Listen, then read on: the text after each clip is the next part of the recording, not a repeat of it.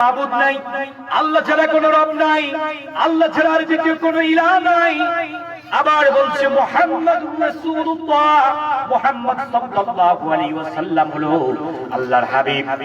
অথচ এই কালেমা পড়ে আমরা নিজেদেরকে মুসলমান দাবি করি, কিন্তু আল্লাহ তাআলা বলেন তুমি কখনো মুসলমান হতে পারবে না যতক্ষণ না তোমার নিজের স্বভাব চরিত্র তুমি পরিবর্তন করবে। আল্লাহ রাব্বুল আলামিন 3 নম্বর সূরা সূরাতুল আল ইমরান আয়াত নম্বর 102 আল্লাহ রাব্বুল আলামিন বলছেন ইয়া আইয়ুহাল্লাযীনা আমানু, হে ঈমানদারগণ, ইত্তাকুল্লাহ, তোমরা ভয় করো, হাক্কা তুকাতিহি ওয়া লা তামুতুন্না ইল্লা ওয়া আনতুম মুসলিমুন। তবে সাবধান সাবধান সাবধান, তোমরা যারা ঈমান এনেছো মুসলমান না হয়ে মৃত্যুবরণ করতে পারবে না। একই কথা আল্লাহ রাব্বুল আলামিন কুরআনুল কারীমের 2 নম্বর সূরা সূরাতুল বাকারার 132 নম্বর আয়াতে বলেছেন ইব্রাহিম আলাইহিস সালাম, ইয়াকুব আলাইহিস সালাম তাদের সন্তানদেরকে লক্ষ্য করে বলছে, ও আমার কলিজার সন্তানেরা শুনে রাখো, মৃত্যুবরণ করার আগে তোমাকে পরিপূর্ণ মুসলমান হতে হবে। মুসলমান, তোমার নাম মুসলমান আছে তাই বলে তুমি মুসলমান না। তুমি কালমা পড়ছো তাই বলে তুমি মুসলমান না। তুমি নামাজ পড়ো তাই বলে তুমি মুসলমান না। হজ আদায় করো তুমি মুসলমান না। রোজা রাখো তাই বলে তুমি মুসলমান না। যাকাত আদায় করো তাই বলে তুমি মুসলমান না।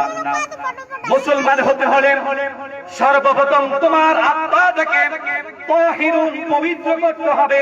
কেমন পবিত্র? মানুষ ধারণা করে নিয়েছে যে আমরা আল্লাহ তাআলার হাবিবের প্রতি ঈমান আনছি, এই কথা বললেই আমরা জান্নাত পেয়ে যাব। অথচ আল্লাহ রাব্বুল আলামিন 30 নম্বরে সূরা আনকাবুতের 2 নম্বর আয়াতে বলেছেন আহাসিবান নাস, মানুষ কি ধারণা করে নিয়েছে, মানুষ কি বুঝে গেছে যে তারা ঈমান আনছে এই কথা বললেই তাদেরকে ছেড়ে দেওয়া হবে? মানুষ কি মনে করে তারা আল্লাহর প্রতি বিশ্বাস স্থাপন করলেই তাদেরকে ছেড়ে দেওয়া হবে? তুমি যখন কালেমা পড়ে নিয়েছ, তোমার জন্য সমস্ত হারাম গহিত কাজগুলো নিষিদ্ধ হয়ে গেছে। তুমি যখন আল্লাহ রাব্বুল আলামিনের এই জবান দিয়ে, তোমার মুখ দিয়ে আল্লাহ রাব্বুল আলামিন কোরআনুল কারীম তেলাওয়াত করতেছো, আল্লাহ রাব্বুল আলামিন এই কোরআনুল কারীমের মাধ্যমে তোমার মুখটাকে পবিত্র করে দিয়েছে। অথচ এই কোরআনের ভিতরে রাব্বুল আলামিন অসংখ্য জায়গা বলেছে মুসলমান হতে হলে পূর্বে আপনি অন্যায় করেছেন, পাপ করেছেন, জেনা করেছেন, মদের সাথে জড়িত, জেনার সাথে জড়িত সমস্ত কিছু যদি আপনি পরিত্যাগ করতে পারেন, তাহলে আল্লাহ রাব্বুল আলামিন আপনাকে মুসলমান হিসেবে কবুল করে নেবেন।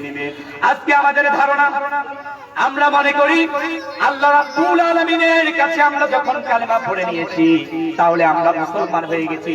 না বন্ধুগণ, না না, এই কথা বললেই তুমি মুসলমান হতে পারবে না।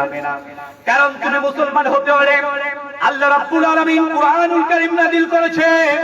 এই কুরআনুল কারীমের মধ্যে রাব্বুল আলামিন 2 নম্বরে সূরা বাকারার 2 নম্বর আয়াতে আল্লাহ তাআলা বলেন যালিকাল কিতাবু লা রাইবা ফীহি, এটা এমন একটা কিতাব যার মধ্যে কোনো সন্দেহ নাই, যার মধ্যে কোনো চগলবাজি নাই, যার মধ্যে কোনো মিথ্যা অনুপ্রবেশ করতে পারে নাই, যার মধ্যে কোনো ওই